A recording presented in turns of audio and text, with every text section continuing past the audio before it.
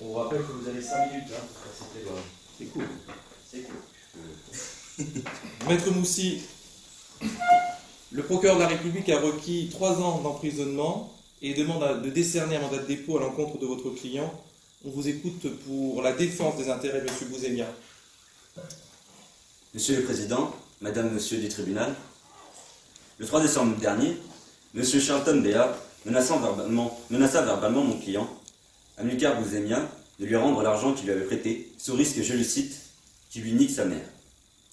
Mon client avait besoin de cet argent pour payer une amende, montrant ainsi son profond respect pour la justice que vous représentez aujourd'hui. Anciennement sans emploi, mais aujourd'hui intérimaire, il n'a pu réunir totalement la somme empruntée avant l'expiration du délai aléatoire de M. Charlton Béat. N'écoutant que son courage et son honnêteté, le 4 décembre 2014, mon client alla à la rencontre de M. Charlton Béat à Sevran-Bedotte par crainte des représailles de ce dernier qui auraient pu porter atteinte à son intégrité ainsi qu'à celle de sa famille.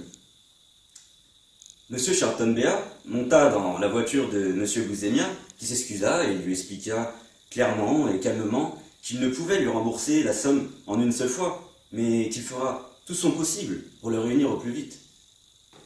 Absent de toute raison et n'écoutant que sa colère, M. Charlton Béat insulta, menaça et frappa à coups de poing M. Bouzemia, puis prit les clés de sa voiture.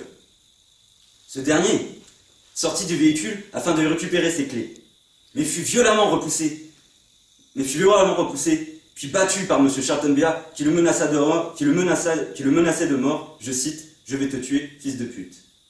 Apeuré devant une telle violence, mon client se défendit, mais quel ne fut pas son effroi lorsqu'il vit son agresseur sortir un couteau de sa poche, sans doute pour en finir avec lui. Pris par l'instinct de survie et dépassant sa peur, il saisit l'arme blanche de la main droite, laissant une plaie dans sa paume, puis le retourna contre M. Béat en lui infligeant 2 coups de couteau dans le thorax. Pris de panique, M. Charlton Béat revêtit le manteau de la victime, cria à l'aide et prit la fuite grâce à un autostoppeur, M. Youssef Badr. Ce témoin interpréta mal l'attitude de mon client, qui, premièrement, poursuivait M. Charlton Béat, non pas pour le tuer, mais afin de récupérer ses clés. De plus, il n'a relevé aucun comportement agressif, ni posture agressive, tel un couteau levé de M. Bouzemia sur M. Béat. Deuxièmement, M. Bouzemia a vite rejoint son véhicule, non pas pour le pourchasser, mais par peur de l'arrivée des amis de son agresseur. Troisièmement, il a pris le même itinéraire que M. Youssef Badr, non pas pour le suivre, mais pour rentrer chez lui à Stein.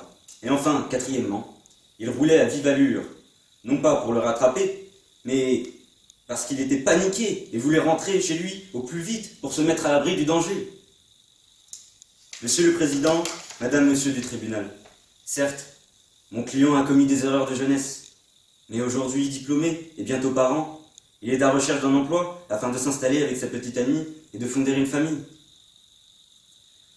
Le fait qu'il se soit rendu de lui-même aux forces de l'ordre hier prouve bien son honnêteté et sa non-culpabilité.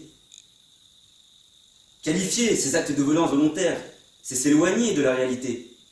M. Bouzemia n'a fait que riposter immédiatement et proportionnellement aux violences de M. Charlton Béat, d'une part en répondant aux coups de poing de ce dernier par d'autres coups de poing, et d'autre part en retournant l'arme blanche contre son agresseur.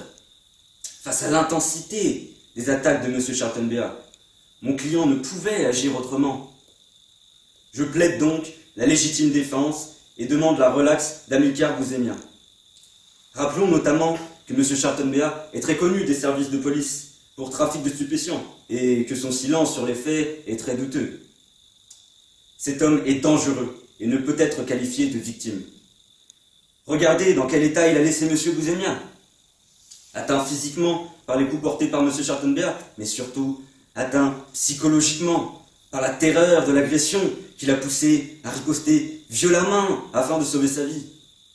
Jamais il n'aurait pensé agir ainsi un jour. Le poids terrible de ses blessures restera gravé dans sa mémoire. M. Bouzemia ne mérite nullement les accusations qui lui sont portées. Il est certes un homme qui, comme chacun, eut sa période de faiblesse, mais il est aujourd'hui un homme responsable, stable et sérieux. cherchant simplement à jouir d'une vie de famille. Il appelle donc, Monsieur le Président, Madame Monsieur du Tribunal, que Monsieur Bouzemia est innocent et de prononcer sa relaxe. Merci, maître. Monsieur Chavet, vous êtes exactement dans les temps.